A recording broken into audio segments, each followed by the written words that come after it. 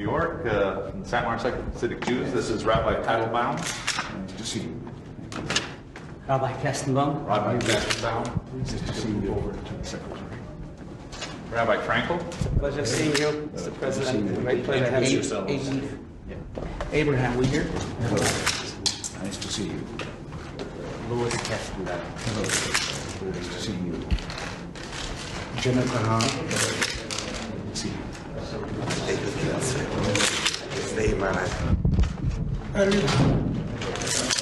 See you since the president has said.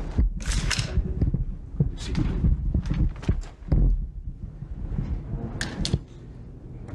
Mr. President. Mr. President, may I first, before my friends speak here, our friends, I'd like to show you a picture of a meeting I had with the Hasidic community, and there is a grand rabbi who couldn't come today, he was indisposed, but his son is here and will speak. And I asked the grand rabbi at that meeting if, in 1984, if he would support you in the election. He said, well, I cannot speak by the rules. I can't have a political choice and make it public. He said, all of my rabbis know that I support the president. And when the vote came out in this community, it was Ronald Reagan 94%, Walter Baldwin 6%. They're still looking for the 6th. Mr. Thank you all very much. Would you like to come over, Rabbi Will? All right. It is traditional in Jewish custom when a delegation meets the great leader of a country to recite a special prayer, blessing to the President and to the country of the United States. I'll ask Rabbi Teitelbaum, who's the Dean of the United Talmudic Academy Rabbinical School, to deliver the short prayer.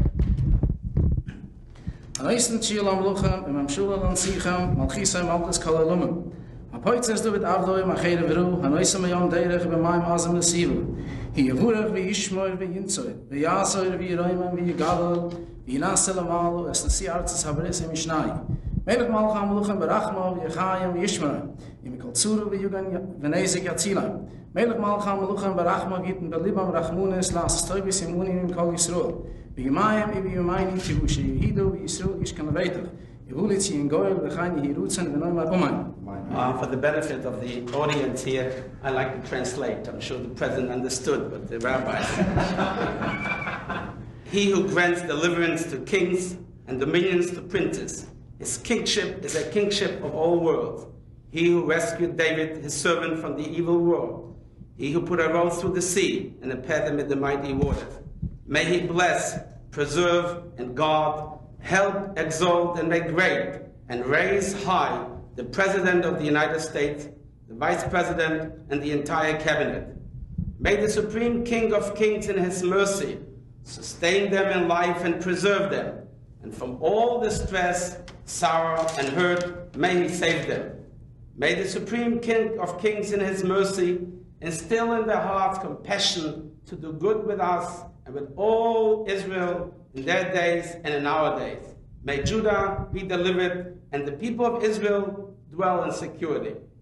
And the Redeemer come to Zion. May this be His will. And let us all say, Amen. Amen. Amen. Rabbi Kestenbaum. Mr. President, I'm deeply honored to be here and to be able to personally thank you on behalf of my community for your outstanding leadership in the cause of freedom and opportunity.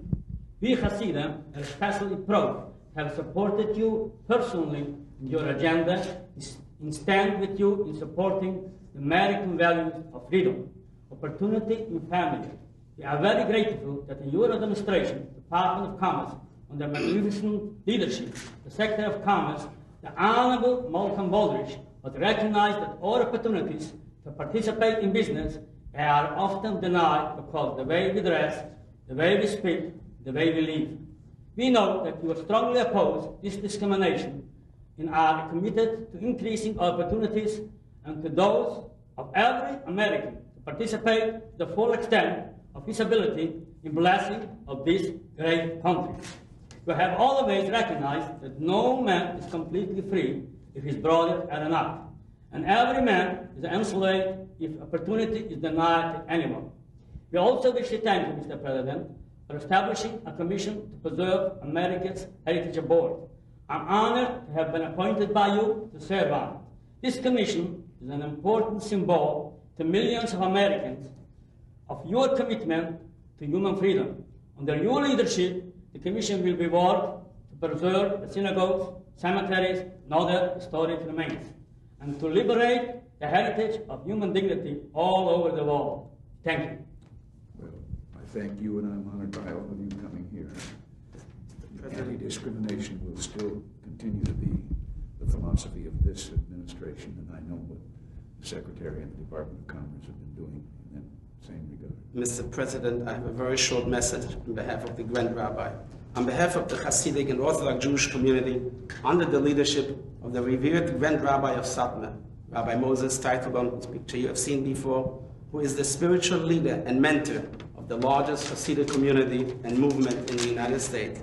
We wish to express our great appreciation and full support to you, Mr. President, and your Secretary of State, the Honorable George Shultz, for reaffirming the basic human right of Jewish immigrants to be given free choice to settle in the country of their desire when leaving the Soviet Union. The principle of choosing one's destination is a basic privilege and right for all those who are oppressed and wish to leave the country of their oppressors. America has a long tradition of opening its door to the oppressed, tired, and homeless. This tradition is universally applauded. Jews leaving the Soviet Union should continue receiving refugee status by the United States government and permitted to settle in this great country. We are grateful to you, Mr. President, for this humanitarian deed and your firm position in this important matter to the entire Jewish community. In conclusion, Mr. President, let me say this. We are deeply touched and grateful to you for this great privilege of sharing the last few minutes in the presence of one of the greatest presidents in our history. We thank you for the opportunity and wish you good health, continued success in leading our nation in peace and prosperity for many years to come. Thank you. Thank you very much. It's a great pleasure to see you. This country will always be a refuge for those persecuted or who are fleeing from the wrong kind of governments need a sanctuary. We appreciate your kind words. We have something from the Grand Rabbi, some Small gift for the Passover holiday.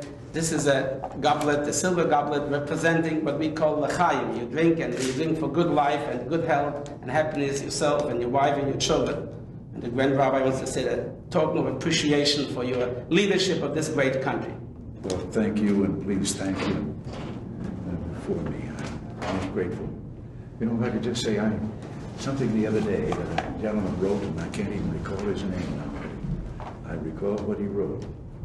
He was speaking to some group, and he said, you can go to Japan to live, but you can't become Japanese. You can go to Greece, but you can't become a Greek. And he went on several places of that kind. But he says, anyone from any place in the world can come to America and become an American. Wonderful, beautiful, beautiful. And we all came from the other side, and we are now proud Americans. Thank you. Thank you, Satmar. Yes, sir. A lot of success. Thank you. We all appreciate the great leadership of our country. Thank you very much. Thank you very much, President. We wish you all the best. Thank you. Good health, sir. We wish you continuous good health and what we call joy and nachas from your family, and a happy holiday. All the best. Pleasure meeting you. Goodbye. Thank you.